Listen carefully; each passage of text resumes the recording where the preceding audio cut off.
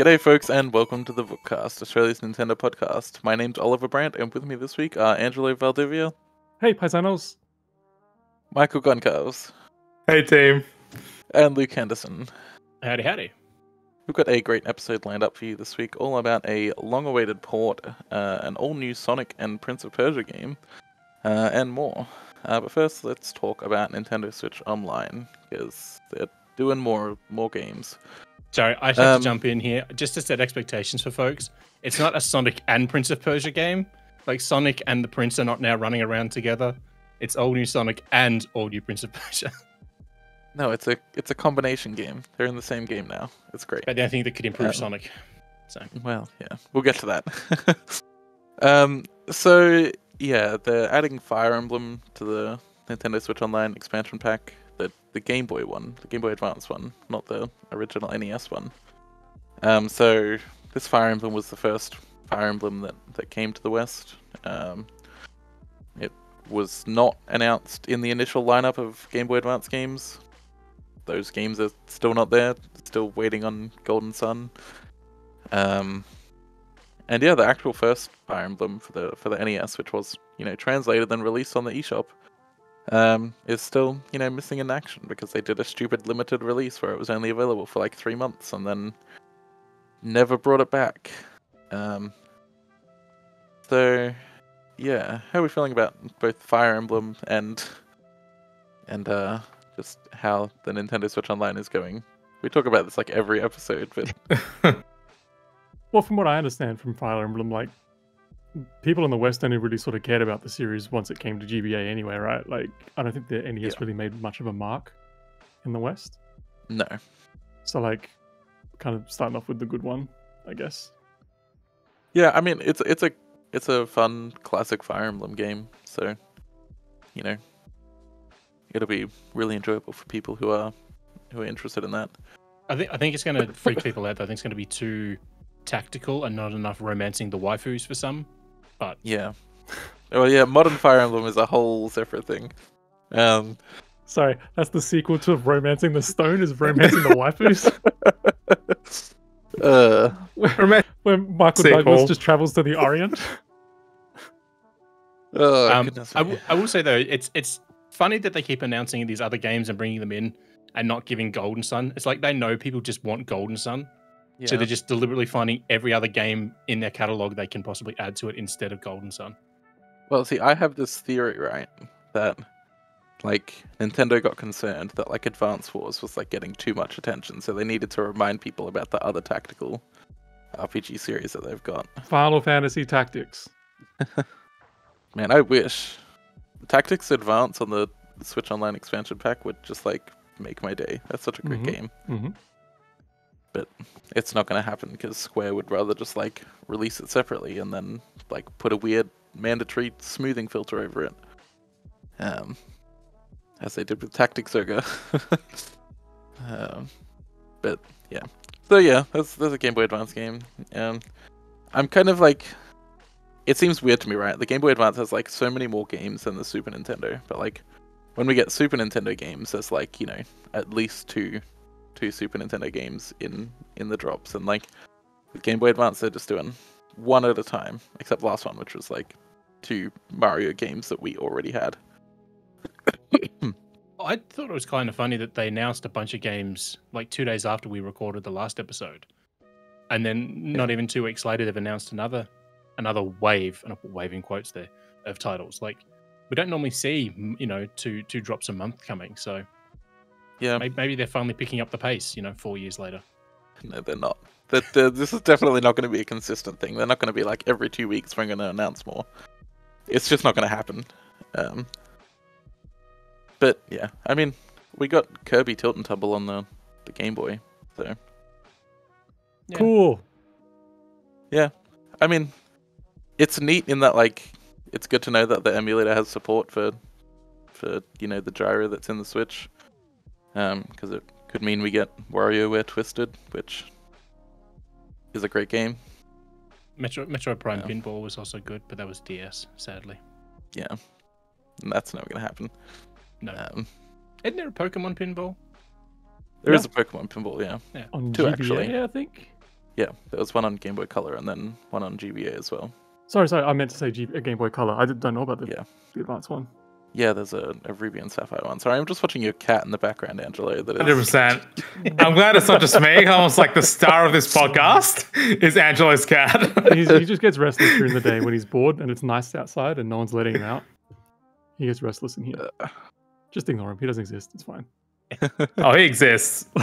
It'd be a fun little addition for our video watchers. I don't think I've actually introduced him on the podcast. His name is Pepperoni. He's a little spicy boy. Do you call him Peps? I call him Poopy. Poopy. I'll allow it. Yeah. Close enough. So yeah, I don't know. It's more Game Boy Advance stuff. It's weird that they didn't put like the original Advance Wars on the service when Reboot Camp came out.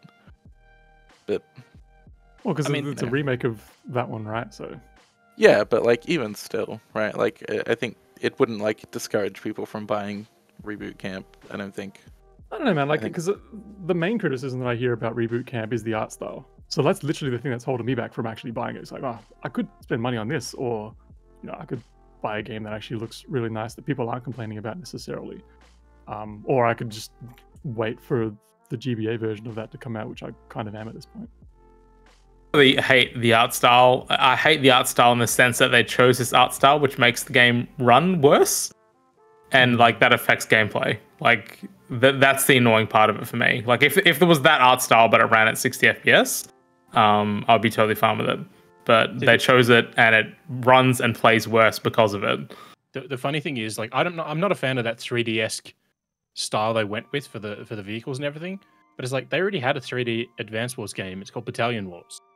So they've not gone full 3D and they've not stuck with the original style. They went with this weird hybrid thing, and it doesn't really land for me. So yeah.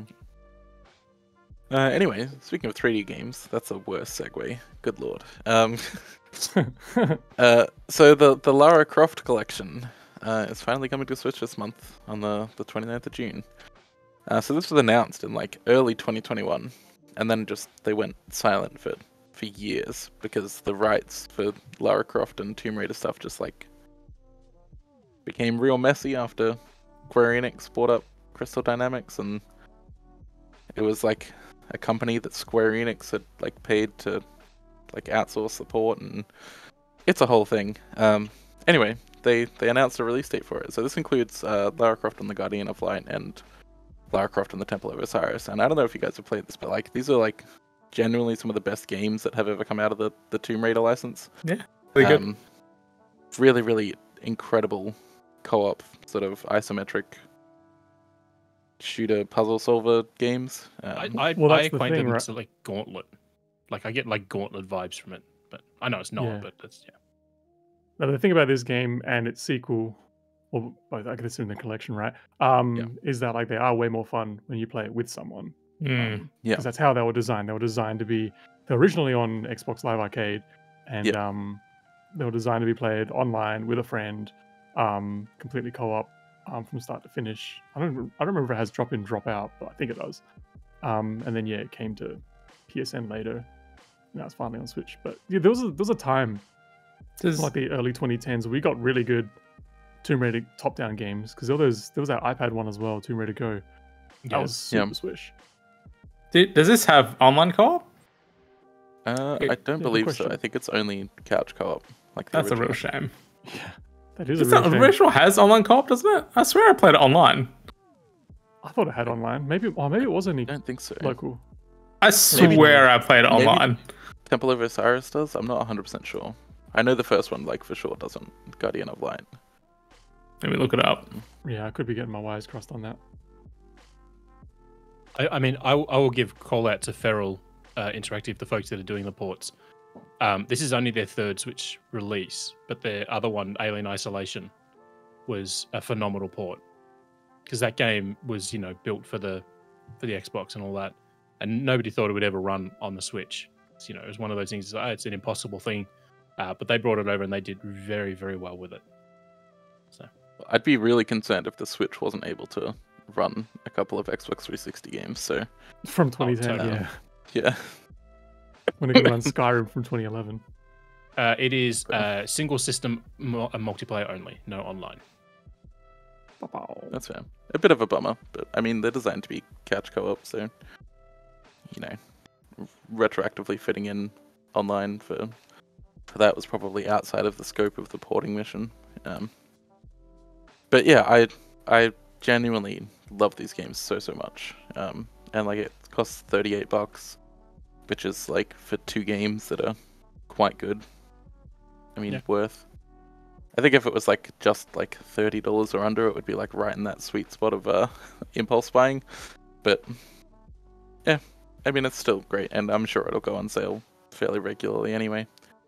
But yeah, look forward to that, and I very much recommend everybody pick it up if they've got somebody to play with, because it is, yeah, just 2 really wonderful games.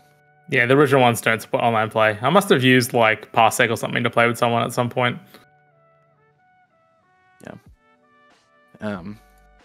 But yeah, I will like warn people in advance, for people who haven't like touched Guardian of Light in a while. There is some like real weird sexism in like the first half of the game. But Sexism in a game that stars a woman who was, objectified for the first decade of her existence? No. Yeah.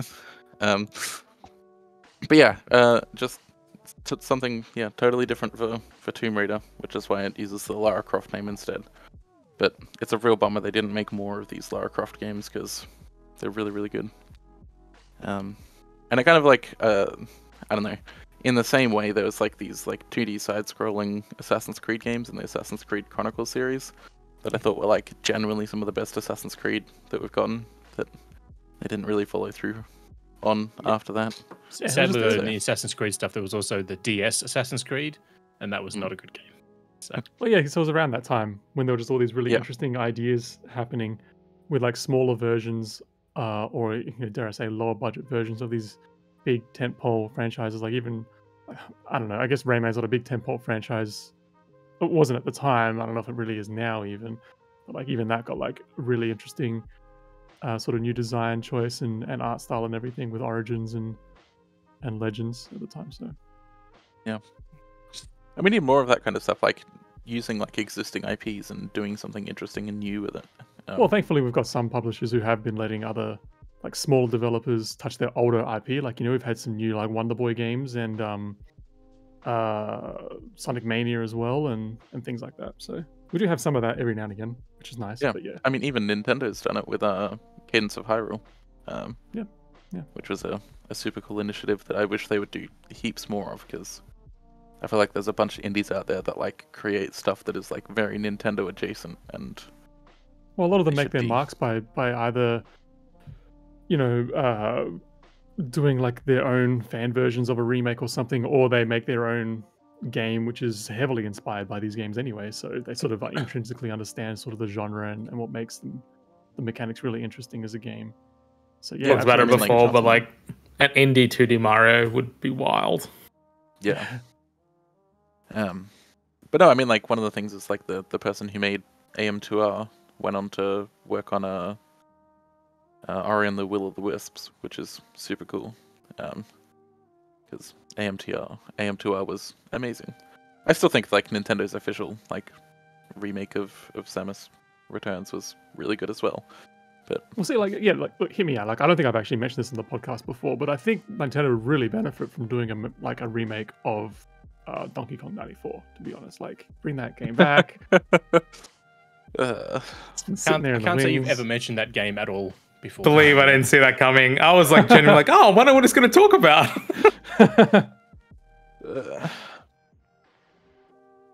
Anyway, moving on. This is just a quick one to mention because, like, I can't believe it. So there was a Nintendo 64 controller restock for Nintendo Switch Online subscribers.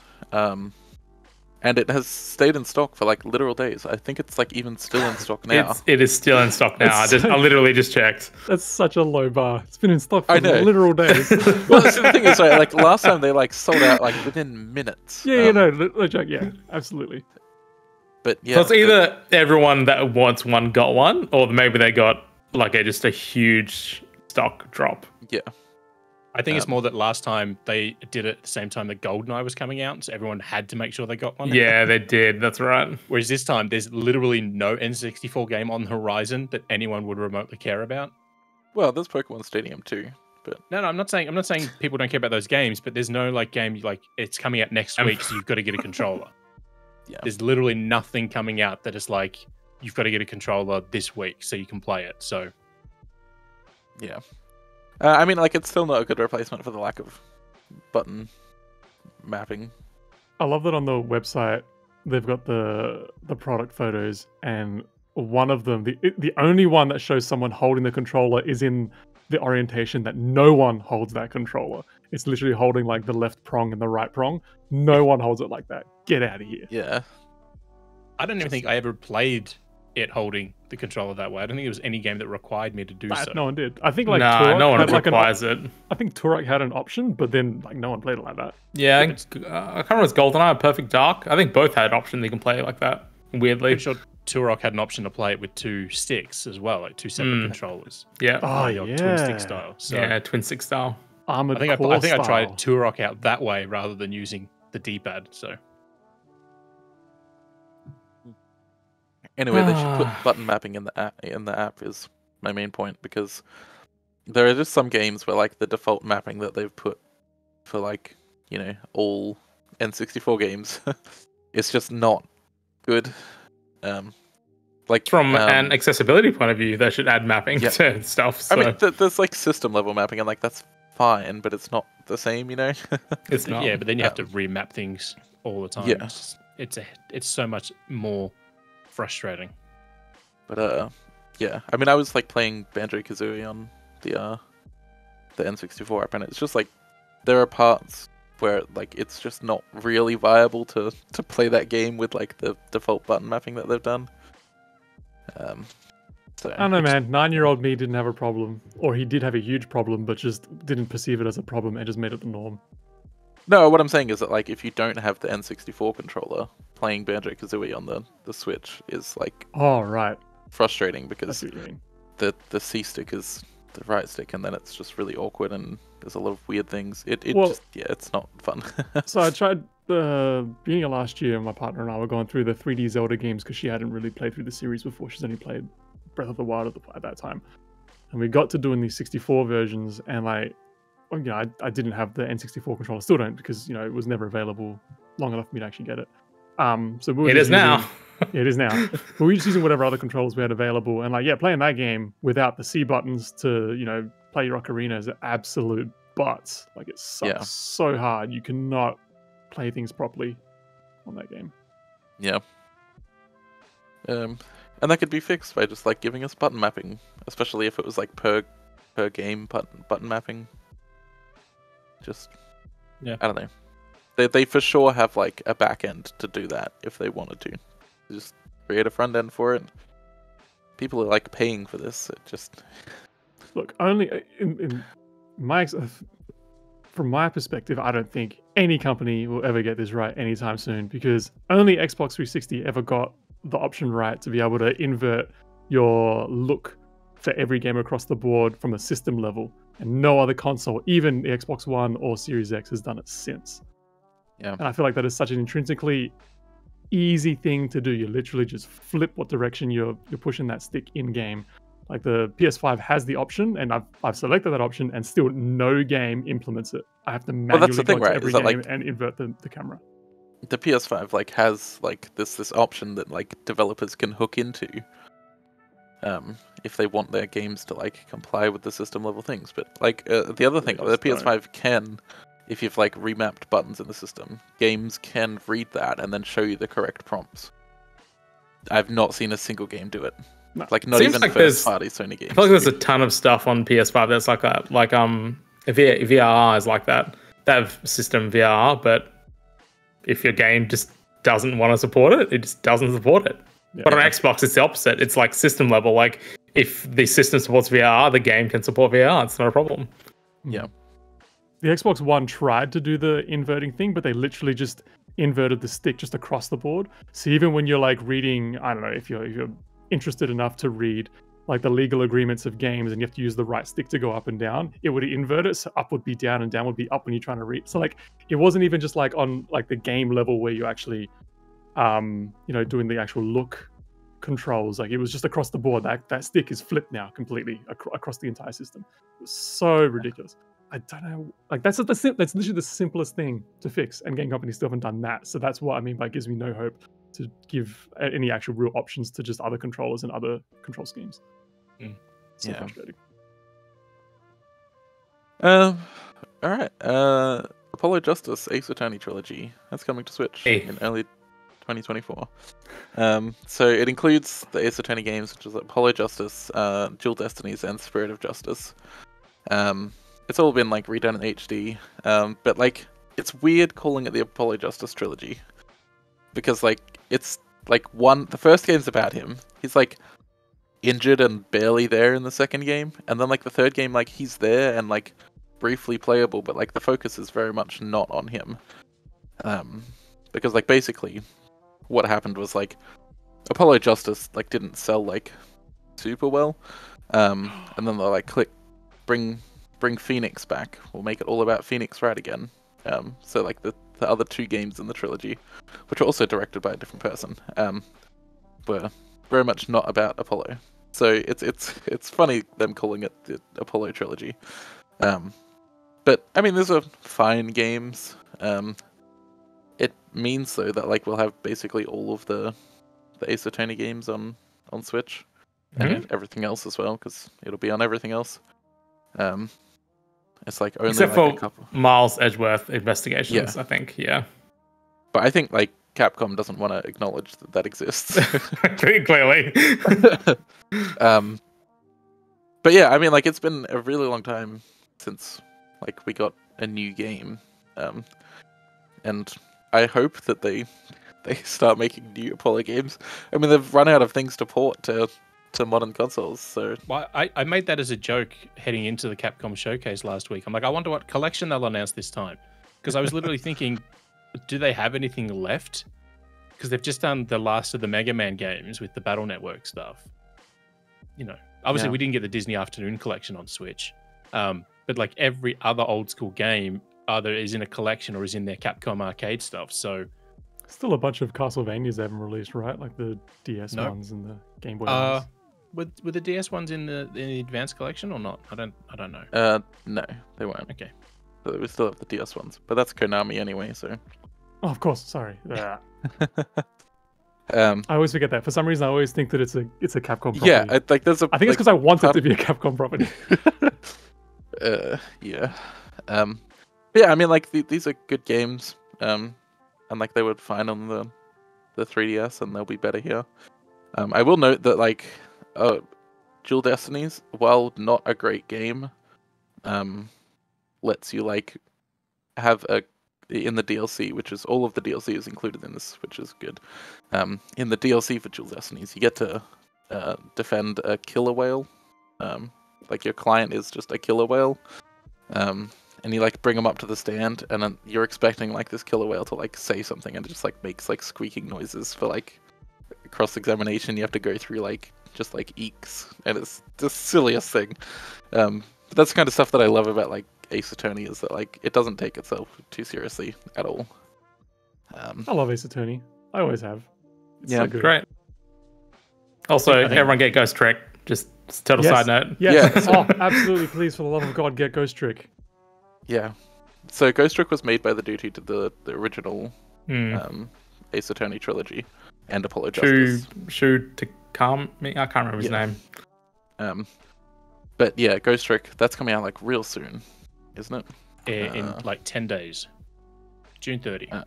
Is the demo on Switch at the moment, or not? It's on PS5? It is. Yeah. It's on everything. Yeah, it's Even on that transfers a across. whack. That game is so good. Missile, the absolute MVP of that game. The little Pomeranian. I love him so much. I link that video in our group chat. It's just Shu is so cute in it when he's talking about the game, and at the end he's like, "I learned English for this presentation. Please learn Japanese so I can talk to you about the game."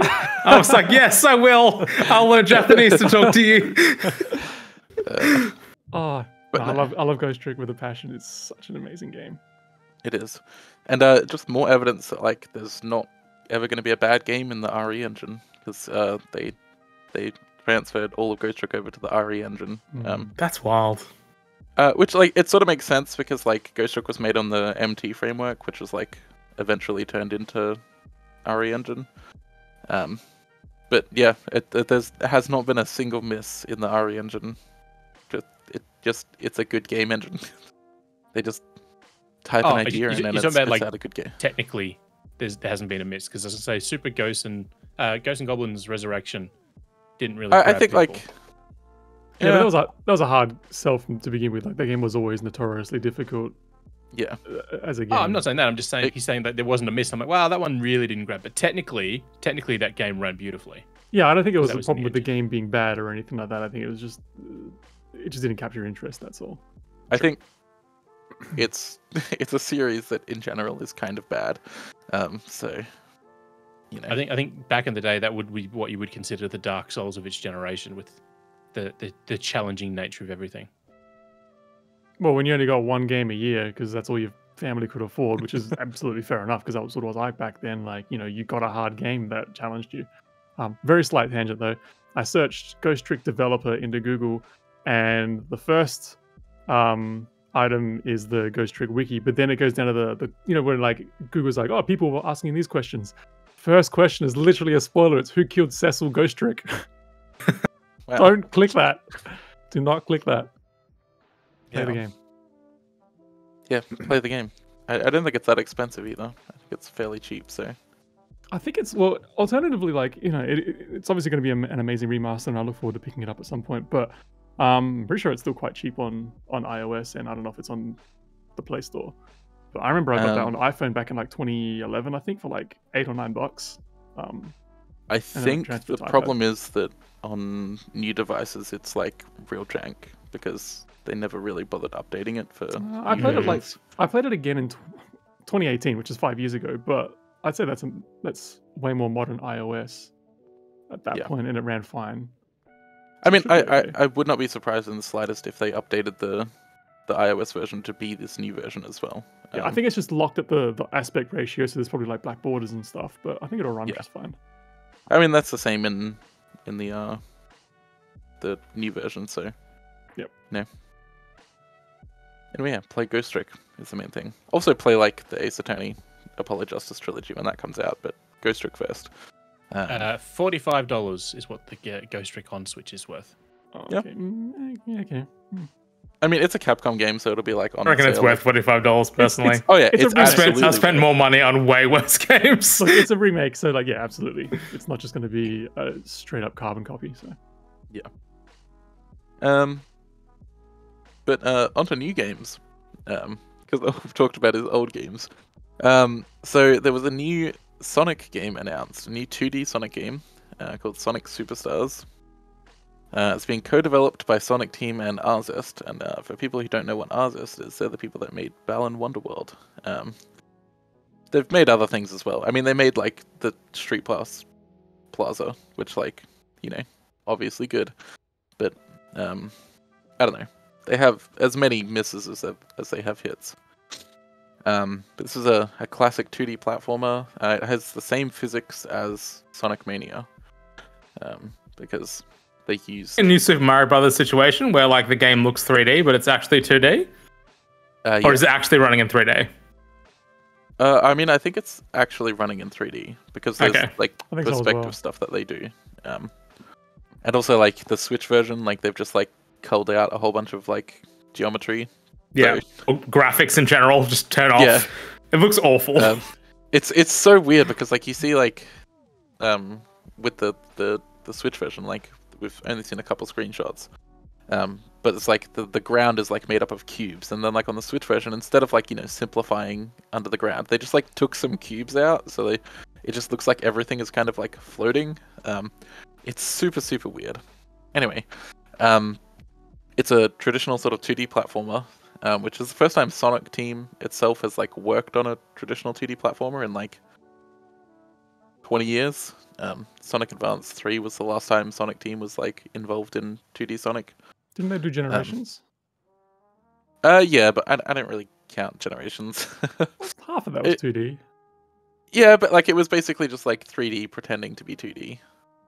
Like it was still like the same. This is like in basically the Sonic Mania engine, so it's using good 2D physics. So it's got co-op play, but unfortunately not online, which is like just it's 2023.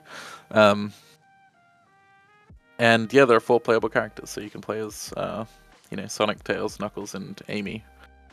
So it's coming out in spring, so sometime in like probably September-ish. And like the early hands-on from press who went to Summer Games Fest was like, okay. I don't think anybody is expecting like something amazing from a Sonic game at this stage. Like Sega have continuously set the bar real low for Sonic, so anything that is better than hot garbage will be received well by fans. The problem with Sonic games, especially these side scrollers where it's all about running fast, is that you can't do anything more than that, because if you take away the running and put in 100 power-ups like Mario, it's not Sonic because you're not running fast. But if you don't add other things into it, it's just the same as it was 30 years ago with better graphics.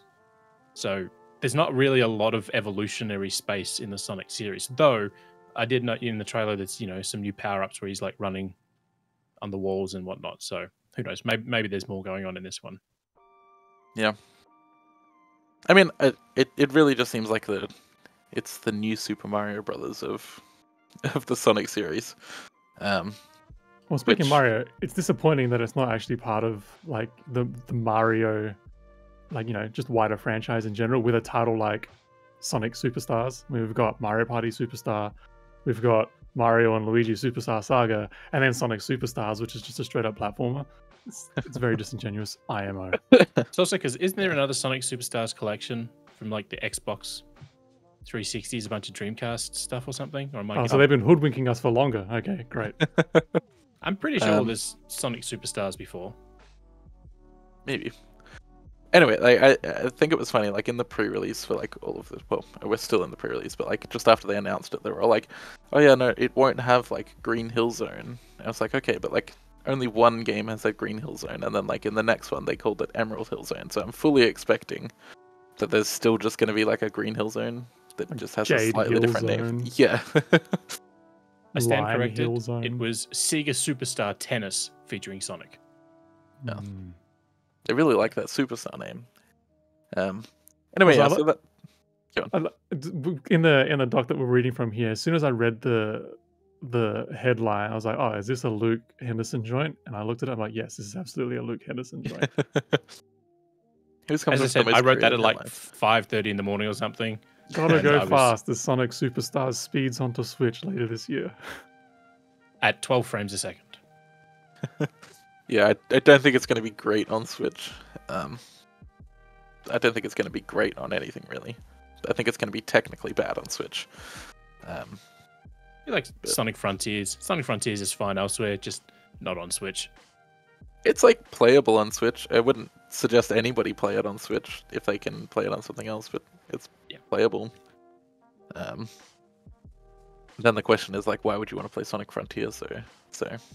In the related articles, tab at the bottom of the article, the first one is Sonic dashes into Build-A-Bear workshop, and the Build-A-Bear that they have is absolutely terrifying. I'm pretty sure that's me as well. I'm pretty sure I did the art for that one. Oh, but you didn't design the bear though. No, God. If I designed that, I'd be rolling in the money. Although the little sneakers are pretty cool. The sneakers are cute. Anyway, this article's from like February 15, 2020, so let's figure out that one. Just before the world went to shit. Before the first Sonic movie came out. No, it was around the time the first Sonic movie came out. Yeah. I think that was one of the cross-promotion things at the time. Yeah, it was. So, I love that film. A 2D game that's probably not going to be shit. There's a new Prince of Persia. It's Prince of Persia: The Lost Crown. It's the first 2D Prince of Persia game in over 20 years. So the last one was 1999, which is just wild because Ubisoft took over and then just decided to make Sands of Time. Didn't they do? Wasn't there like an iOS remake of the original game? There've been other 2D Prince of Persia games.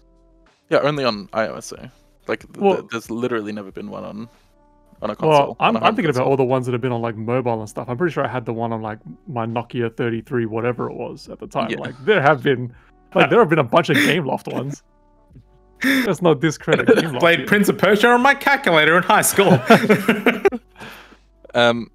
So yeah, this one is inspired by Metroidvanias, which is cool because I like Metroidvanias. And like, really, what else could you do with like Prince of Persia in 2023, right? Like, it's all you can really do with it. They're certainly not going to do the. I wasn't expecting the song that plays during the trailer. Like, I don't think it fits the trailer, but the song fucking slaps. It is like really good. Such a good song. It's maybe not the right song for the trailer, but it's a good song. Totally. Ubisoft did the Also, same thing with The Crew. The song for the reveal trailer for The Crew. It's just phenomenal. I love that song. This game Sorry, doesn't just- feature the prince either, right? This is a guy looking for the prince because this guy's got a fade. He does not Yeah, have- Yeah, so so there's you don't play as the prince. 7 soldiers from the kingdom that have gone after the prince who's been kidnapped. Yeah, right. Yeah. Hence the lost crown. Yeah. He didn't just Yeah. lose his hat. Yeah, that would be interesting though. Anyway, yeah, so this is coming out on January 18, 2024, though it's Ubisoft, so like it could be out in like 15 years for all we know. I mean, the last Prince of Persia game that was dated to release in January got delayed 2 months, then delayed 4 months, and is now, back to the concept stage. So Yeah, we'll wait and see if this one actually hits its release date. yeah, they've not had a great deal of success with Prince of Persia. The Sands of Time remake is never coming. The one thing, Actually, I mentioned it in the chat. I actually thought this was the Sands of Time remake when I first saw the trailer, and I was so confused. I was like, "How did we get here?" they did the way forward demake version of it. The thing that's interesting about this one is it's Montpellier are the lead developers on this one. So they're the folks who did Rayman Legends and Rayman Origins and that. They're also the lead studio on Beyond Good and Evil 2. So That game is did it not as in development.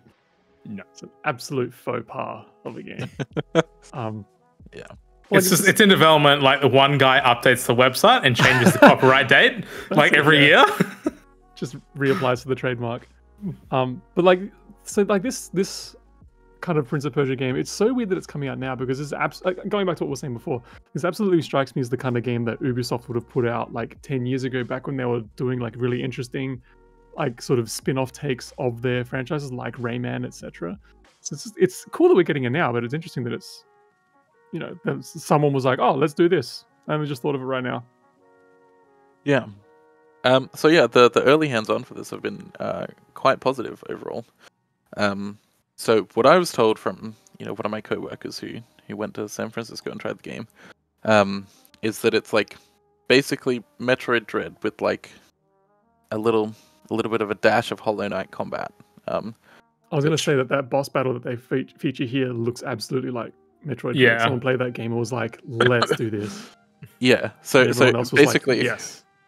Basically, I think like this was already in development, and then like in the early stages of development, and then Dread came out, and then Dread's success was like, okay, we can continue like full scale production on this.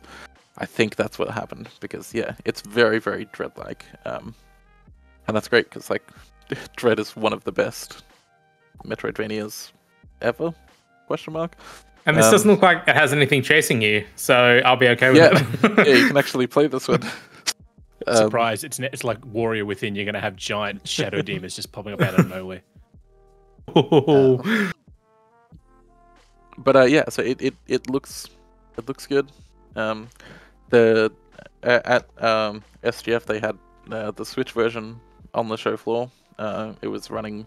It looked apparently basically identical to the other versions and was running at a smooth, flawless 60 FPS. So it seems like they targeted. I deep dived Switch into and then... the footage of the Switch versions compared to the PC version, and I honestly, there's obviously some weird artifacting in YouTube videos and stuff, but there's hardly any difference in some of it looks like a teensy bit softer. Like it's not quite as sharp, but like otherwise it looks pretty much identical. Which makes me think maybe the Switch was the lead platform to begin with. Yeah, so I think they targeted Switch and then scaled up to everything else. Probably a better way to go about things. Yeah, I mean, the if you're creating something like the Sonic game, probably should have targeted Switch and then scaled up to everything else. But you know, looks another tangent, famously by me. It's such a I think it's such a concern that like this when a new game comes out that's multi-platform and it's also on Switch, and this goes for every other Nintendo console as well. It's like we always have to convince ourselves that this one runs just as well on this console as it does on other consoles. Like we have to all reassure ourselves. Like I wonder if Nintendo will ever get itself out of that problem, or if that's just going to be absolutely just part of their entire mantra. Is that like after a year or two in, whenever we look at a new game that's coming to Switch that's also gone to other consoles, we have to convince ourselves that this game actually runs just as well as it does on every other console. Yeah, I mean, like, interesting thought study. It's kind of tough, right? Because like obviously Nintendo's gone for like a completely different ethos to console design compared to Sony and Microsoft, where like power is very much not the point. But then like I don't know, it's weird because like we're seeing like other consoles like the extremely powerful like Xbox Series X and like PS5 like very much struggling to run the games that it's got, and then like it's kind of like looking at that and then like seeing like what's happening with the Switch at the moment as well, where it's also struggling to run the games that it's got. It's kind of a weird parallel there. But yeah, with multi-platform stuff, I don't know. I think there's probably never going to be, because like I don't think Nintendo's done with handhelds anytime soon. I think the difference between the Xbox Series X and PS5 versus Switch scenario is that I feel like you can make like changes to PS5 and Xbox Series X games that would not really change gameplay or visuals that much to get it to run really, really well. But I don't think you can say the same for those games on Switch. I feel like any type of changes you would need to make these games run well on Switch would just completely tank resolution, tank graphics quality, and just make it unplayable.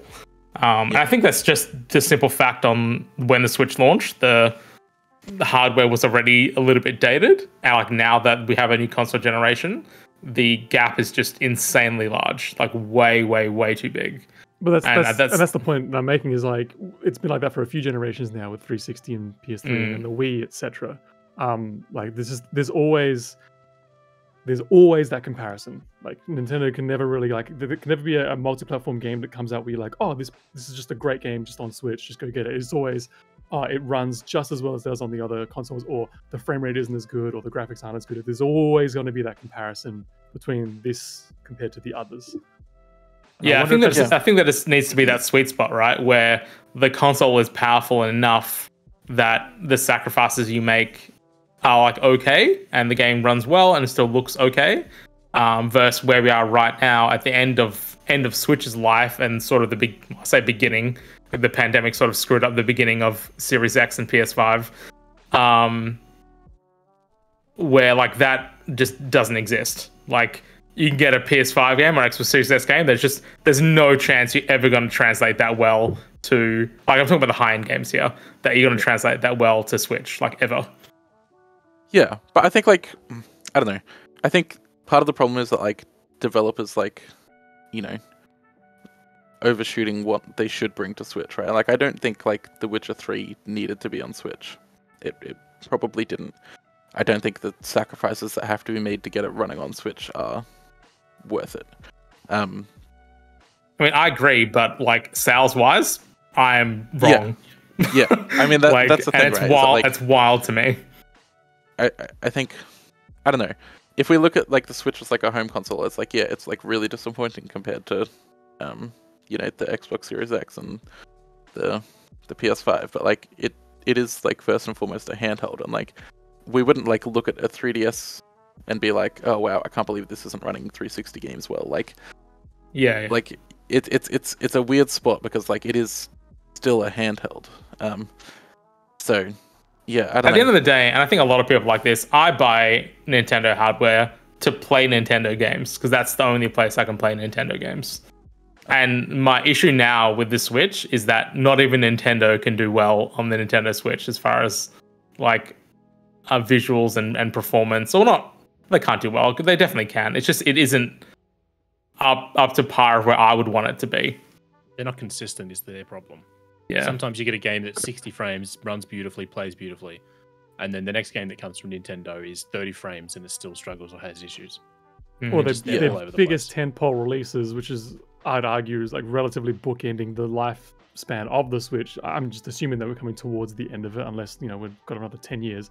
We've got 2 Zelda games where neither of, like, they run fine, don't get me wrong, but they don't run consistently across the board on the console that it released on. And even just from a visuals point of view, don't get me wrong, I'm not saying that Tears of the Kingdom doesn't have some improved visuals over Breath of the Wild, but if you look at like OG like PS4 launch games and then like end game PS4 launch games, there's like a huge graphical divide there. That's absolutely wild. You are not getting that with Switch at all. I feel like the Switch was almost immediately like a solved like hardware problem, like graphics wise, that people just like knew how to develop for the most part anyway, and it just hasn't been pushed forward.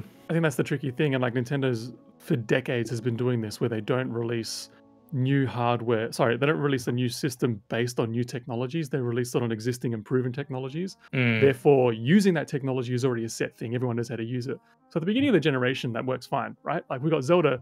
We didn't see anything quite like it. It was beautiful at the time. I mean, it still is now, really. The art style is wonderful. But like there are like performance issues there because of the limitations of the technology that were already set at that point. And because the console comes out, it's already limited. They've already hit that limit. Like there's nowhere to really go for the next 6-7 years that console exists. Whereas, you know, with a big, powerful console with new technologies, like developers try all these new ideas at the beginning of a system's life. Some things work, some things don't. You know, you get good games, you get some bad ones, all that kind of stuff. But like over time, the quality of those games, and even if they get sequels, like they really improve over that entire generation. Like there is a marked difference from the beginning to end. Whereas, yeah, like you're saying, like on a Nintendo console, there isn't really that set difference. Yeah. I will say, I saw that video of somebody in Tears of the Kingdom. He found that spot where it turns like off all the fog, so all the little stuff that flies through the air, the atmosphere, and everything. He found it and just turns it off. And it just looks so weird. It's like in Breath of the Wild, there was that one thing on the bridge. If you stood in this one spot, it turned off the cell shading on Link. It made him look more like a Twilight Princess Link than he does. It's the same sort of thing here. It just looks really weird without all the fog and clouds everywhere. I will say though that like it's interesting. Like bringing up Zelda is like a really good point because like it very much speaks to like the ethos of like how Nintendo views its games, right? Because like the fact that Tears of the Kingdom looks largely identical to Breath of the Wild, but then has like just significantly more simulation and like is way more taxing under the hood, and still runs and looks pretty much identical to the Breath of the Wild is like very much indicative of Nintendo's sort of gameplay first, ethos to game design. Because like there is absolutely no doubt that like you would not be able to do the things that you do in Tears of the Kingdom in Breath of the Wild. Like it would run at like 5 frames a second if it was still using that engine. But they built this like brand new engine. They, made it look and perform about as well as Breath of the Wild, and then incredible simulation stuff to it.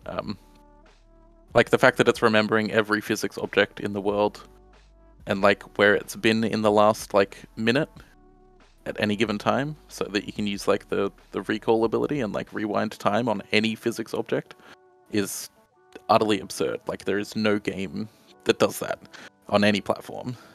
Well, I would argue that Skyrim tried to do that and then absolutely melted PS3s for it. Yeah. But it's like that where I'm just like, look, I agree that it's definitely impressive, right? I'm not saying it's not. Like that they did a good job, but at the same time, I look at that stuff. I'm like, what could they do if they just had a system that wasn't so limited? And I get so annoyed by that. Just like the potential of what Nintendo can do if they had some like really, really incredible hardware. See, I think the thing is that like even if Nintendo did have incredible hardware, I don't think the games would change all that much, right? Like, yeah, Tears of the Kingdom would like probably be 60 frames a second instead of 30 frames a second, but like they wouldn't be designing games any differently. It would just run a bit better. Yeah, totally. I'm not talking about the game design here. Like the game design is what Nintendo is. You got to remember but the GameCube we could have was both. slightly more powerful than Xbox back in the day, and they still brought out Wind Waker. So yeah, but like, they my had the argument is that power, they went a different way. but my argument is that we could have both. We could have a game that runs incredibly well and has all that technical prowess. For sure, we But could. instead, we kind of get one. And then, look, I'm not complaining that Tears of the Kingdom is bad because I still haven't played far enough in the game to make that judgment.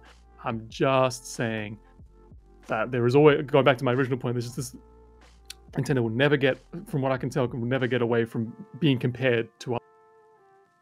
And like Xbox Sony also get that as well, like with digital foundries, like breakdowns of game runs 3 frames per second slower than the other one, and therefore that game sucks or whatever. There's always going to be that, but like the gap is just so much wider here when it comes to Nintendo consoles. Yeah, but like I don't think Nintendo cares because like Nintendo doesn't want to compete with. Oh, Dude, we there's know a lot they don't Nintendo care. does not care. Yeah, but like We are well aware. Like Nintendo very much wants to be seen as not competing with the Xbox and the PlayStation, Yeah. right? And, Like, look, they they don't can- want to And compete. they're not. They can no, but they can say they're not competing. But if that's the case, then they wouldn't be making video games. They would go back to making toys and theme parks and movies and stuff like that. But like, they absolutely are they competing. competing, right? Because like they're the only ones in the handheld space. There is nobody else there, Well, and they're making handheld console. Sure, but Like- okay, so Xbox has their own Play Anywhere sort of solution where they can do console streaming, so you can play that on a handheld. Sony, I guess the argument you could make with them is that they're releasing their own like Wi-Fi handheld that will only work like 10 meters within your within range of your modem, but like PlayStation there's- U. they're still in the video game space. Like you can't say that they're not competing when they're literally one of the Well, three. they're pillars of the competing entire on industry. software, but their hardware it's not designed to compete, right? They want the software that The runs the on the only thing hardware. I would right? argue there Their is hardware there's a is- difference between not competing with somebody and not trying. No, but And Nintendo are not competing with Microsoft and Xbox hardware-wise, but they also don't seem to be trying to improve themselves. They seem to just be Well, like, I just- hey, we'll just do not the necessarily barest that I- minimum and move on. Trying. I just think the Nintendo Switch was just such a real product of its time, right? They're just coming out of the Wii U being an incredible failure for them. And I just don't think they wanted to, or I just don't think they could take such a massive risk on like cutting edge hardware. And that's what the Switch ended up being. It was very cookie cutter stuff was already really made. Like it's not really anything wild or specific. And like besides HD Rumble, and like even then, like that's sort of like mobile phones were already doing that. Like that wasn't really anything like insanely like cool. Well, I think the trick with HD Rumble was the software side of it, right? Is because like phones had that stuff, but they weren't doing anything on the level that like. Oh, for sure. Nintendo Yeah, I'm was talking about specifically hardware, like the Yeah. HD Rumble stuff. But even then, like a lot of people don't use HD Rumble at all. Yeah. Like it hasn't really taken off. Even like the new consoles from Microsoft and Sony didn't incorporate a HD Rumble for the most Well, part. PS5 has haptics. The PS5. which is Yeah, basically yeah. the same. It's For basically sure. the same thing. Yeah. But like, so I think the whole like Nintendo isn't competing because they've got their own software is a disingenuous argument. Because like just because a manufacturer or a publisher has its own exclusive software doesn't mean that they're not competing. That's like saying that Sony has Spider-Man. No. therefore it's What not I'm saying competing is with that Microsoft. like Nintendo is competing on software, yeah, but their hardware isn't designed to compete. Their hardware is designed to facilitate the software that they are competing with. Yeah, right? but again, like the software, their hardware is designed to run video games, so they're in the video game business. Like, Right, but they're That's- designed to run video games in the palm of your hand and last for more than like 45 seconds. And like there is not a single like PS5 game that you could like put on a handheld console and have it run for more than 10 minutes, right? okay, but like, then the other that's argument thing, is that the console is also designed to be docked and played on your television screen with a controller. So like again, like Yeah, it's, but- it's it's a handheld that you can play on your TV, not a docked console that you can take on the go, right? And that's why it's but not that depends. It competing. depends on how you play with it. Like I play mine mostly docked. So to me, it is a docked console that I can take handheld. Yeah, sure. But No, then like you can't complain honest- that it's like, only performing as well as a handheld if you're like not using it as a handheld, right? Well, but that's If not, that's not if the I complaint that I look- was making. If I look at the initial announcement for Switch, right, that whatever, I can't remember how long that video was, I would argue that they definitely positioned it as a home console that you can take portably, not as a Yeah, see, handheld console that docks. But they had to do that because the Wii U was dying, right? If the 3DS Yeah, had but, been like, like a if that's the story you tell, spectacular that's the story you tell. Like they chose to do that. yeah, I mean, girl in a Sure. rooftop party with Mario. Also, just want to remind everyone, this isn't our feature discussion. We literally just tangent real hard off Prince of Persia somehow. Yeah. It's like a sixth news item in. But yeah. I don't know. It's a weird space. It'll be really interesting to see what happens with like the next Nintendo console. The next It's Nintendo like- console is going to be very interesting. I feel like I don't know. I just want a black box to put under my TV and play games. Well, That's, I mean, I'm an old man. it's not going to That's happen all I with want. Nintendo. Well, that's how I'm going to treat it. If it's a handheld, again, I'll just treat it as I think it'll be a box I'll stick on my handheld. TV. It'll It'll definitely be dockable, but like I think we talked about it before. The whole like the Joy-Con scenario, I don't think you're gonna be able to take your Joy-Cons out. I think it's just gonna be built into the console. Yep. Like completely. But yeah, I mean, like I would be like 100% a proponent of a docked only console, like just a black box that I can plug into my, recording setup on my PC that I can easily use for work rather than having this undockable, this dockable system. A docked only console, Ollie, would just be a console. That's what I'm saying, though, because docked mode only. I would be totally Semi-surprised they never did it because I feel like it probably would have sold bonkers if it was like really well priced. It's absolutely a Nintendo move to have done that, and they didn't do it. They made that Wii that you couldn't turn sideways. No, the one that you could only put sideways. No, they did that red Wii that had the PlayStation 1 lid. Yeah. But there was no eShop stuff. There was no anything. It was just like to play your games no locally. internet. Well, it had no internet. Yeah, no GameCube support. Yeah, it's like I'm not saying the worst part of the Wii, but it's like the thing people, play Wii games great, but there was no eShop, there was no games. It's like, why would you? And especially because it was like the same price as a regular Wii when they were on sale. So. Well, I mean, I think it's because they knew that nobody was really using the eShop. Well, it's because it was like a year before they were releasing the Wii U, so like, fuck it, let's just put something out. Yeah. But, I mean, they also knew that, like, Virtual Console wasn't the thing that they hoped it was going to be. And never has been. Which, is a bummer for some people, but just how it is. Nobody really wants to pay, like, $6 for an NES game. Just overwhelmingly doesn't happen. Anyway, yeah, I mean, you do, right? But like, again, like, there's not a single Virtual Console game that sold 1 million units. Okay, things don't have to sell 1 million units, like. Right, I know, but like, there was like, across, let's get back to the news. Let's also bring up more arguments to just keep throwing barbs at each other. Let's just Nintendo Switch remained the best-selling console in Australia in 2022. Who could have guessed? Yeah. Oh my god. Yeah, so Nintendo Switch remained the best-selling console, which, is not surprising. I think we've talked way too much to like get into a feature discussion. It's like we've been recording for an hour now, so I think we'll just go into the games we're playing and then go into 20 questions. But in the next episode, we'll talk about the pricing of games and whether people are insane for getting mad at $100 2D games, but that's a discussion for next episode. I remember paying $120 for Donkey Kong Country way back in the day. So if I'm paying $60 for a game, I feel like I'm getting a bargain. Anyway, Angelo, tell us what games you're playing. Still playing Star Wars Jedi Survivor. Encountered a game-breaking bug last night, which sucks, on Jedha, which is like the third planet you fly to or something. And the third area that you fly to, and partway through there's this thing called like the Pilgrim's Path or something, which is like one of the main story missions. And there's this one bit where you have to jump over a chasm, and each time I get to that chasm and try to jump over it, the game just hard crashes me back to the main menu and has to send an error report. And doing a search online, we couldn't find anything specific about that problem, but apparently since like patch 4 or something like that, apparently like there have been more game-breaking bugs that have cropped up. So that's fun. So now we have to wait until there is a new patch that fixes that. So God knows when we'll get getting back to that game, unfortunately. But aside from that, I've been getting a little bit back into Fortnite since the new season started last week. And like it's fine. Like I'll always just say Fortnite is fine. It's good fun. Last season I didn't really get into. It seemed kind of weak to me. The weird I can't even remember what characters were in it. It's just such a blur at this point. I didn't play much of it, but like there was that whole Asian influence kind of thing, that Japanese influence kind of night city neon thing, mega city I think they call it. And there's like grind rails and all these kinds of things, and like that's still in the game, which is completely fine. But this one has a bit more of a primal sort of theme to it, which is weird because they've already done that, where you had some like dinosaurs and stuff, where they had like hunters in the game, but now it's got Optimus Prime, so it just, again, doesn't make sense.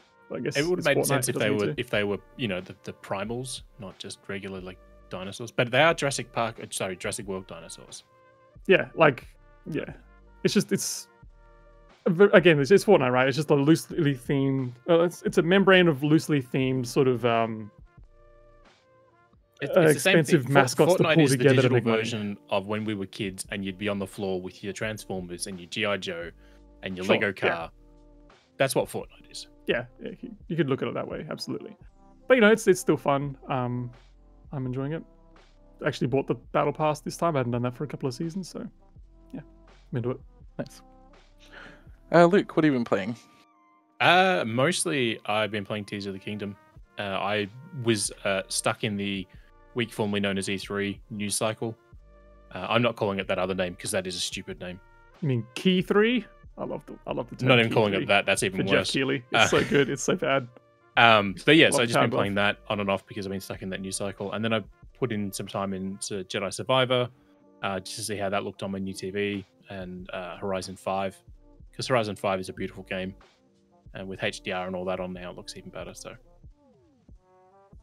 Nice. How do you find playing HDR now? Like, do you find that it makes you realize how sensitive your eyes are to bright white lights? not really, no. I noticed it because I didn't have it enabled on the TV when I turned into the game. I'm like, this looks the same as it used to. And then I went into the settings and turned it on, and it looked all sorts of different. I was like, aha. And now I just like play the game still. So See, HDR is like I feel 4K is cool and all, like, don't get me wrong. Higher resolutions make things clearer, but HDR, once I turned HDR for the first time on my TV that I got a year ago, that was an absolute game changer to me. I'm like, holy crap, things are darker and things are brighter. This is insane. Like, when you play a game and then you like open a door and then you go outside and like the white light literally like hurts your eyes. I'm like, oh my god, this is amazing. So I got that in Survivor. So I was running around on Cobalt, and I was coming out of a cave, and it's just, I could see the light at the end of the tunnel, literally. And as I walked out, it sort of like bloomed the whole screen because I'd stepped out into the daylight. But again, I've mostly just been playing Zelda, and Zelda doesn't make use of any of that sort of fancy tech. So it's probably why I haven't really hasn't really hit me that it's a big thing yet. So it's cool when you're in a room, I guess, like, when you've got a bigger TV, you want a nice open space. But if you have a room where you have like some hard surfaces, like sort of close to the television, and like, for example, playing Jedi Survivor, like there's an area where it was like a dark cave. This is before I hit the crash. There's like a dark cave, and you got your lightsabers out and you're swinging them around. Like, the brightness of the HDR just like causes like all the light to reflect off the hard surfaces, and just makes the room light up, and all these like weird sort of like cool LED effects. It's so much cooler than like, I don't know if it's cooler, but it's almost like having kind of like LEDs on the back of your TV that kind of like mirror the ambient lighting of your television. Like, you just got all this very specific lighting happening in different areas. It's so cool. I think HDR is an absolute game changer for games. It's awesome. Yeah, so I'll go over the games that I'm playing to leave Michael to last. I've just been playing. Well, I figure you have the most to talk about with your regular segment. So yeah, I've mostly just been playing Diablo 4. I've been playing through co-op with my sister. It's kind of weird. Like, Diablo 4, when you're like playing solo, is just like, it's way too difficult. Even on like the most basic world level, you can just like get ganked by a group of enemies that is just like basic ass enemies. But then when you're playing like co-op, like, you level up so quickly because you get like an experience boost for like playing with other players.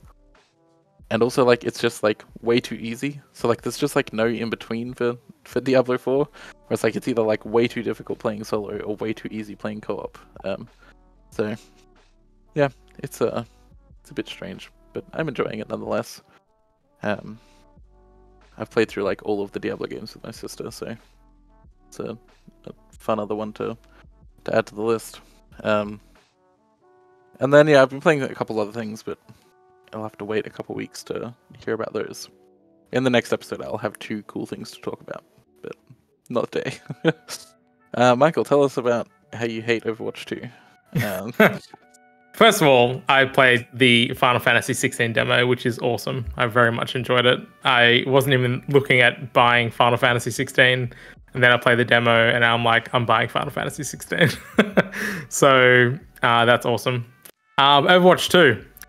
Oh my god. I do not believe that it can just consistently get worse and worse every week that I'm hearing about this game. So I think we discussed it last time. It's about the only thing that Overwatch 2 was really bringing over to Overwatch 2 was the story missions now. So the PvE content that was previously going to come out was canned. And so the only PvE stuff that was coming was story. And now they've announced that the story content is a paid DLC. No one expected that, especially with Overwatch 2 going free. Like, everyone's assumed that, cool, Overwatch 2 was free, then they'll release the story content, and then people can play it. But nope.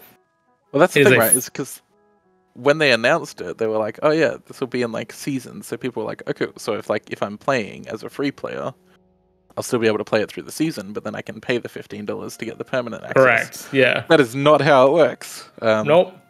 You just have to pay full stop to get access to it. Yep, straight up. And realistically, at this point, the story content is the only reason why Overwatch 2 should exist. And oh man, I'm so glad I pulled out when I did, because this whole thing is just an absolute farce. And I wish people would stop supporting a game like this that would just completely screw over its previous player base and turn it into like a, not pay to win, but like a microtransaction like hellscape. But doesn't look like it's going to happen, and it is clearly making a ton of money for them. So, Godspeed. This whole DLC situation, the story situation reminds me of Gears of War 1 when that came out, and they released DLC for that, and it was literally a level that they cut out from the game. So it was one that they didn't even believe should be in the game to begin with. And then they just released it as its own standalone little expansion, like a little side mission or something like that. And it was like $10 US or something. And there was just a huge like ethical question right there. It was like, if you didn't believe it to be in the game to fit within the price tag of the original game, like, is it right to then cut it out and then sell it for an extra $10 when you already removed it from the game to begin with? Literally paying $10 for a deleted scene.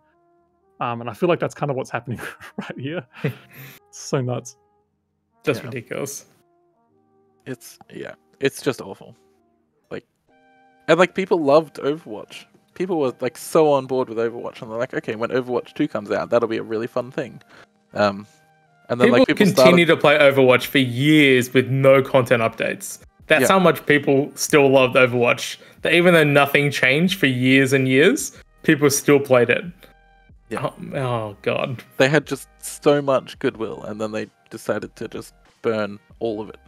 Just all goodwill. There's none left, and like the only people that are still playing are like, pros who have like kind of staked their existence on playing Overwatch, and like people who, unfortunately get that rush from buying stuff with microtransactions. So Overwatch is interesting, right? Like, sorry, I don't mean to spread this out even further. Just keep talking further. But like, Overwatch is interesting in that I think it's approachable enough. The art style is also approachable enough that like new people come into the game without sort of feeling there's like a high barrier to entry. I think it's something like Valorant, where I think it's probably like a little bit too more complex in terms of like how to start, and like you've got your MOBAs and things like Dota, which is just again a way higher barrier to entry than anything else.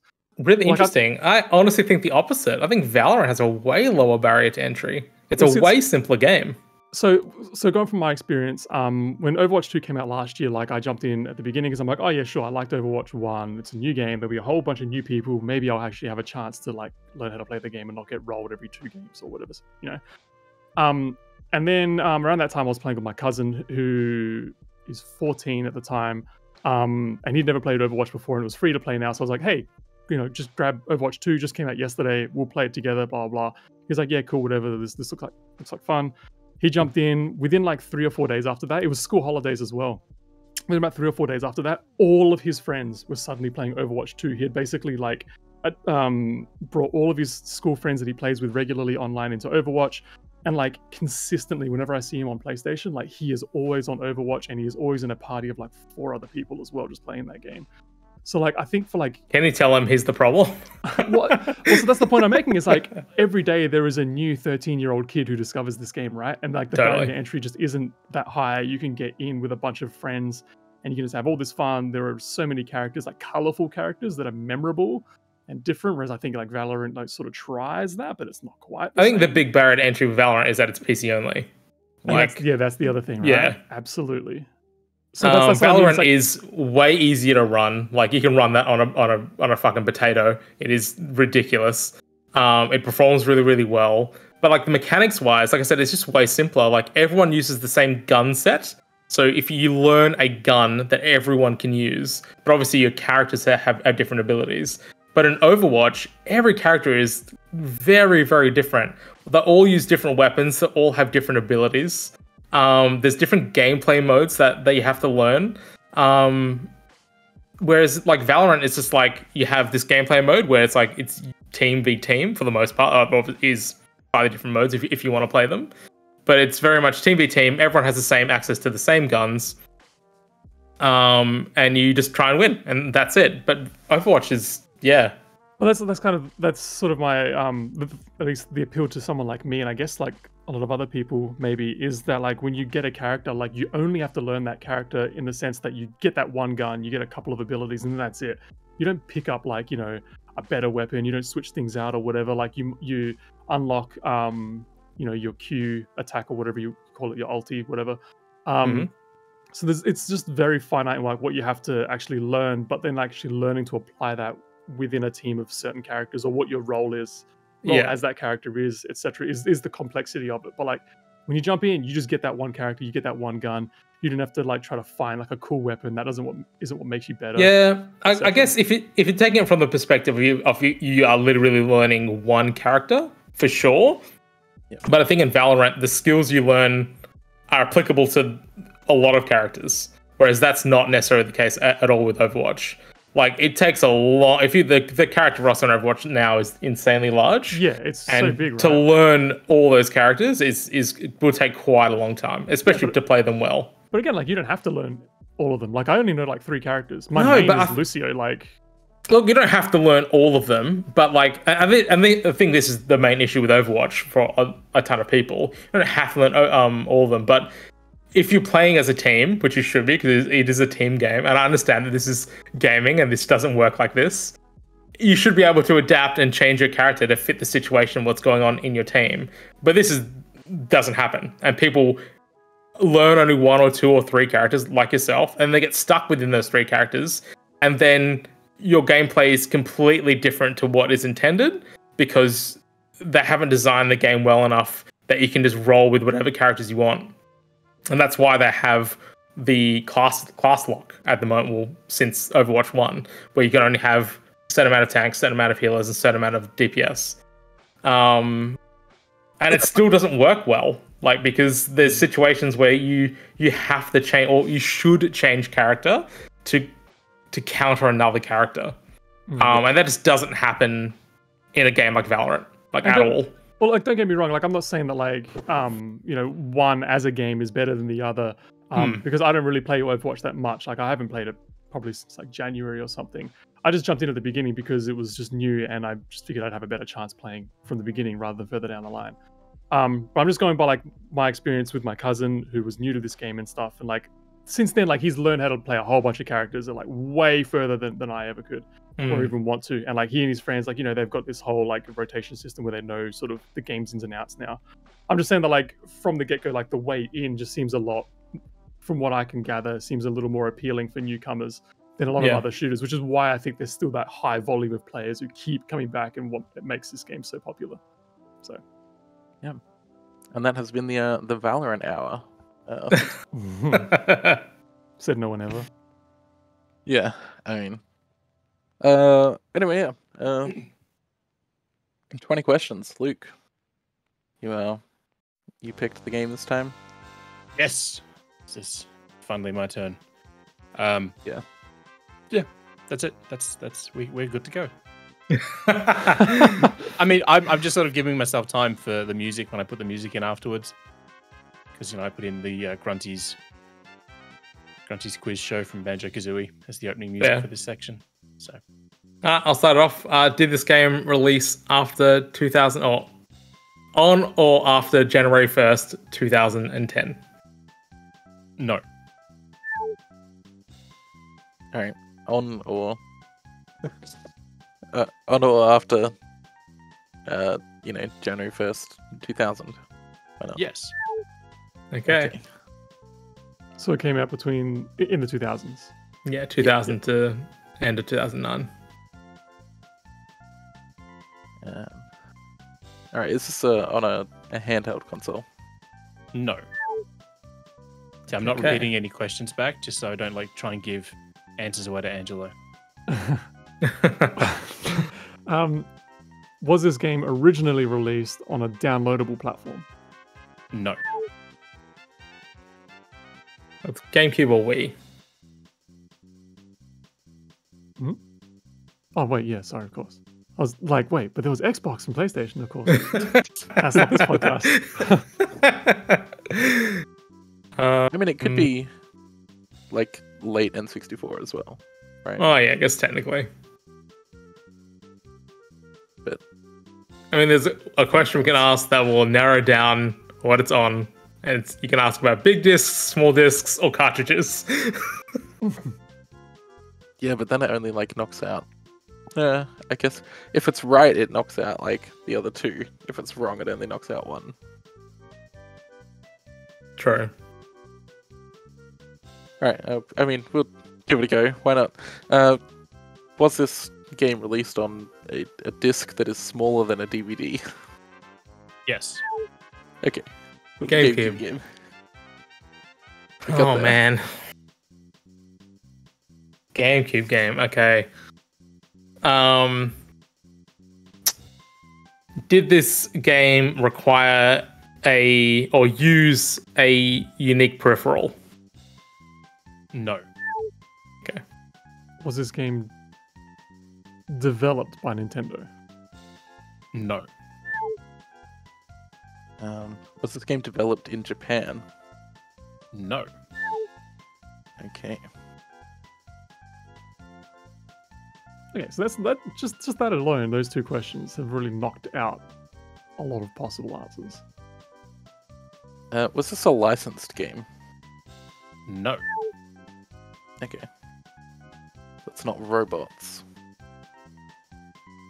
That's just my first thought whenever I think of licensed games on the GameCube. It's just robots. I Whenever I might think just of flash licensed back to the games, last episode where we were all stuck on bloody custom robo.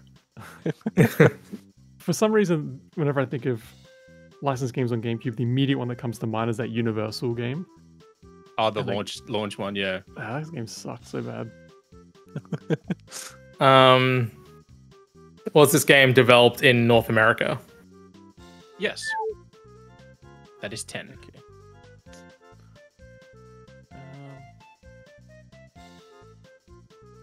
All right, so all we know is that it's a GameCube game developed in North America, right? Mm-hmm. Yep. Okay, cool. Oh, that wasn't. It's not licensed. It's not licensed, not published by Nintendo. Yep. Or not developed, not developed by by Nintendo. Nintendo. Could still be published by Nintendo, but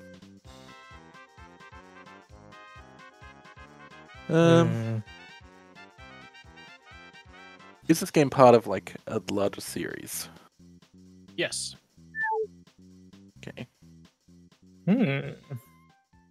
Was this game multi-platform? Yes.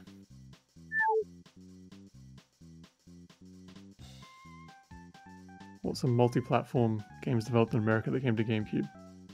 That are part of a series. Is it the US, or did we say specifically the US? I said North America.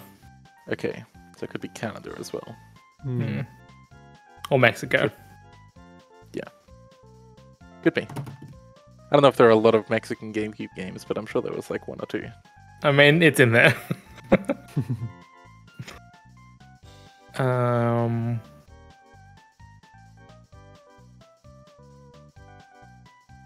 I mean, it could be a Ubisoft game developed in That's what I'm Montreal. thinking.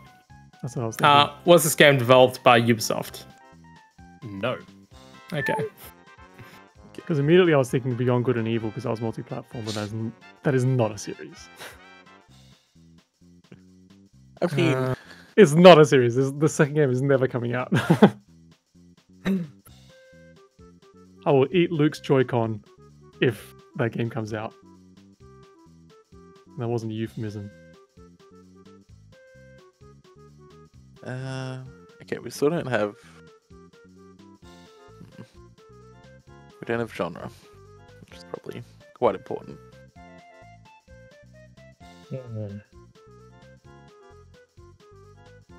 Is this a racing game? No. Okay, that pause was concerning. Well, it might have racing in it, but not. No, be my a mind racing went. I game. went to repeat the question back like I do, and then I'm like, I've got to stop doing that. So Okay.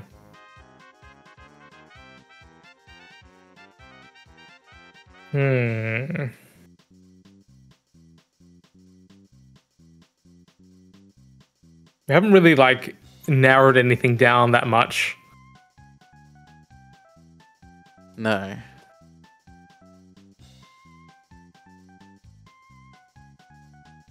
Oh, is this game an action game? no. That leaves you with 5 questions, or 4 Far questions, out. I guess, to go. Okay. That's bad. It's not great. I just can't think of anything. A multi-platform series that's not an action game on the GameCube. And it was developed in North America.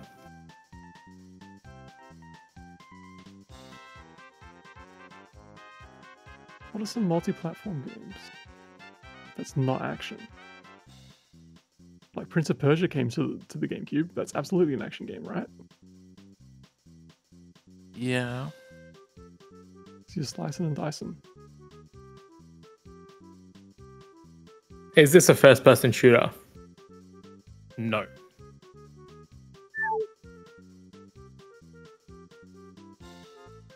Oh my god. Yeah, it's tough. Multi-platform series. This is what I'm getting hung up on.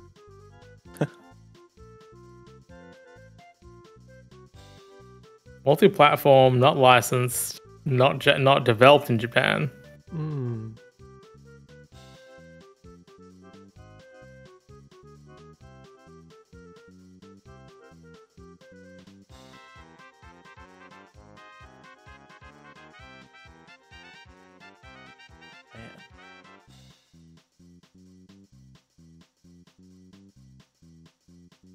What about something like a Super Monkey Ball? Is it like a mini game sort of series developed in North America? That was multi-platform. What, Super Monkey Ball? Well, but that was maybe That's Sega, like- right? that's In like it. Japan. That's what I'm saying.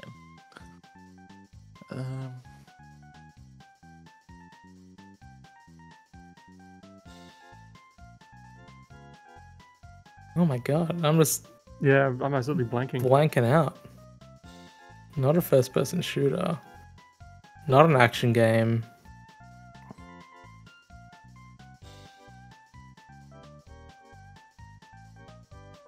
All right, I could ask if it was a series.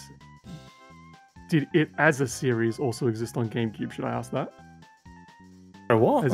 As in, like, did we get like because it's a multi-platform series? You said it's part of a series. Oh right, so we get It's more than one game on GameCube. You So mean? was it just a one-off that came to GameCube? The series also existed as a series on GameCube. Is that a sensible question to ask? Do you think? I mean, yeah, if you want to, that's fine. I've got no other ideas, so Yeah. I'll take anything. Because then we could just think of the series itself, I guess. Yeah. All right. So did this game exist as a series on the GameCube outside of just one entry? Yes. Yeah. Cool. So yep. So like Rayman? Yeah, but not by Ubisoft. Oh no, but yeah. Okay. I keep coming back to Ubisoft. God damn it. All right. What about EA? What did EA have? What did THQ have? THQ was like almost entirely licensed at that stage. Yeah. So And same with Gameloft, right? And all the other games I'm thinking of are all like developed in Japan. And Infogrames.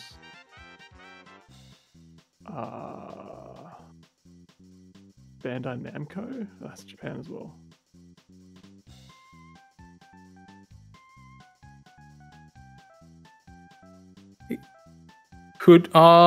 Is Tony Hawk count as a licensed game?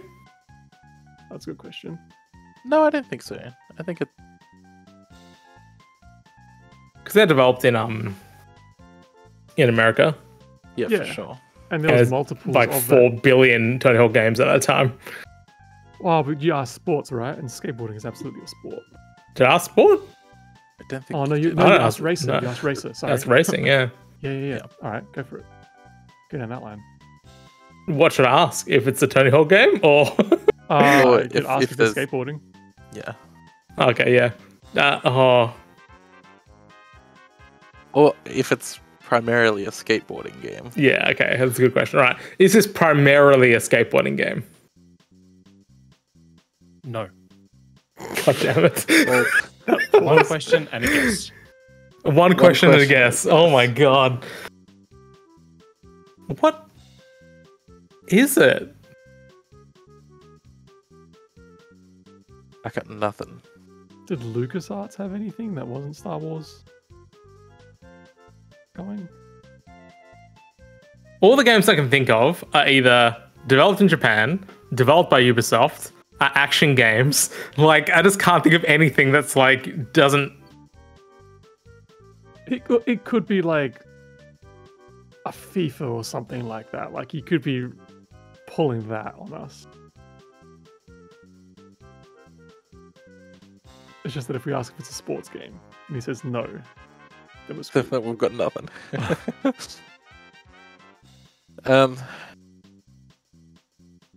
I mean, we could ask the meta question, but we haven't really named that many games either. No, we No. haven't.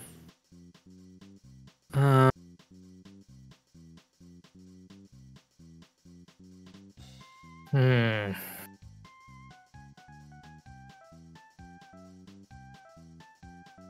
What's the last thing we could ask that could get us something?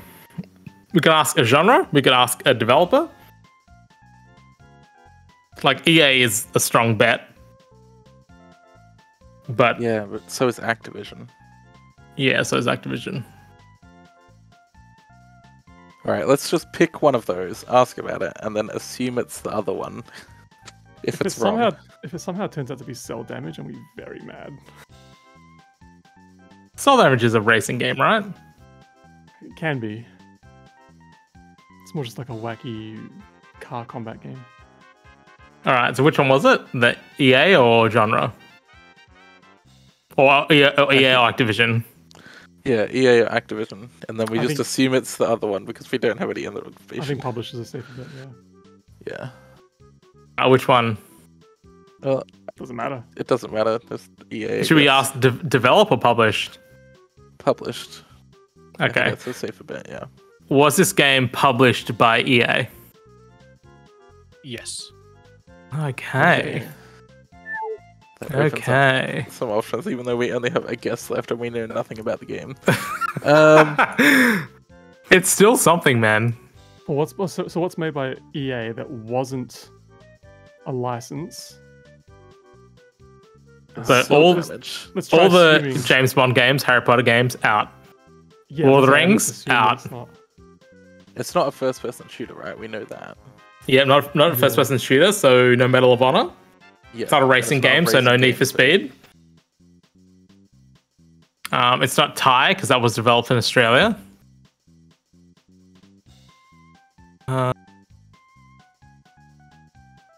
I mean, it could be a FIFA game, weirdly enough, or a Madden game.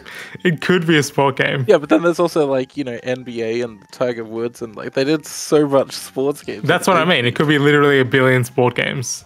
And we never excluded sports. Sorry, not asked for sports to exclude. We sure did not. That's I right. think Like, we're what just else gonna is have to- there? Take an L and just pick a random sports game. See, whenever I think of GameCube, I never think of EA. I completely forgot that they had like the Lord of the Rings license and everything. Could also be Sims. Oh yeah, the Burbs, the Herbs, whatever it's called. Herbs, yeah. 'Cause that definitely was. I think they just had it. I think they just had a Sims game from memory. Yeah, there was definitely some Sims game on the GameCube. But I know that there was like, yeah, the Herbs is like the most memorable one because that was only on I think this console. is the right track. I think we've finally absolutely like flip flopped into the right track. Well, like we can like, you know. Okay. Oh no, we can't ask the question. I was about to say now's the time for the meta question. I think we just like take a stab in the dark and say like the Herbs because like that was, I don't know. It's like I'd rather just say enough Sims. Like I Yeah. feel like Okay, if you're that's Sims. generic enough. Sure. Because like sport game, if it's a sport game, we're never gonna guess the correct sport. It could be a million things. Yeah. Yeah, All right. Is this game The Sims? No. Okay. This game was released in 2005, developed for GameCube, PlayStation, and Xbox. Developed by EA Canada. It is the fourth game in the series. It features Mario, Luigi, and Peach. This is SSX on tour. Wow. Okay. Yeah, no. Yeah, I would have never thought of that. Honestly, I was half expecting you to ask if it included Mario at some point, because I would have said yes, and then you would have like focused in on Nintendo. I thought about doing that earlier on, but then when it wasn't published by Even- them and then not developed in Japan, I was like, oh, well, there's no point. Even at the end, if we'd guessed, is it a sports game? And he said yes, there's way too many sports games. I wouldn't have Yeah, gone to SSX. I I've wouldn't forgotten be about that callous to pick like, you know, NCAA college football 2004. Oh yeah. Like I if you would. had picked one of those and we had just guessed like Madden or NCAA football, I would expect the win regardless of the year. Sure, but yeah, like, yeah. but yeah, there's just too many things to narrow down. There's NFL, there's soccer, there's like golf, there's NHL, there's like a billion things to choose from. They had a couple of cricket games. There was NASCAR games. Yeah, it's just. But the only so sport many. they didn't do was fishing. Also, SSX, That was good though. SSX on tour or whatever it was never the one that I played either. I never played Tricky. Tricky was the one that everyone knew. 3 was the one that did like the whole open world mountain thing. And then Tour, they like, for whatever reason, they pivoted away from like being this like regular racer to this like, you know, the sketches you did in your school books. Hmm. They had that sort of punk art style across the board and people just hated it. So the next game that came out was Blur, which was the Wii exclusive one. I had that one. The soundtrack by Junkie XL. And then after that was the realistic one just called SSX, and it absolutely bombed because people hated it. Yeah. Alrighty. Well, that was Cool. good. It's been a while since we lost one, so Yeah, last episode. yeah. I love we narrowed it down right at the end though, that it was EA. Narrowed it down to one of the biggest game publishers in the world. See, if I had said no and you guys went in the Activision route, I could have been like Midway, because Midway and Acclaim were all around back then. Yeah. Yeah. Anyway, That's good I'm the next 20 questions person, I think. Yes. So, I've already got a game picked. So, Darren, if you're listening, I don't need one, but always nice to hear from you, regardless. You shut your mouth. Alright, well that about wraps up this week's Vookcast. So be sure to visit the site, www.vooks.net, for all your Nintendo news, reviews, and everything in between. To keep up to date, follow the site on Twitter, @vooks.net, which is all spelled out, or jump on over to our Discord at bit.ly/vooksdiscord. You can find all of the host's social information and links for all the stories covered in this episode in the episode notes on whatever platform you're listening to. Thanks for tuning in, and we'll see you next fortnight.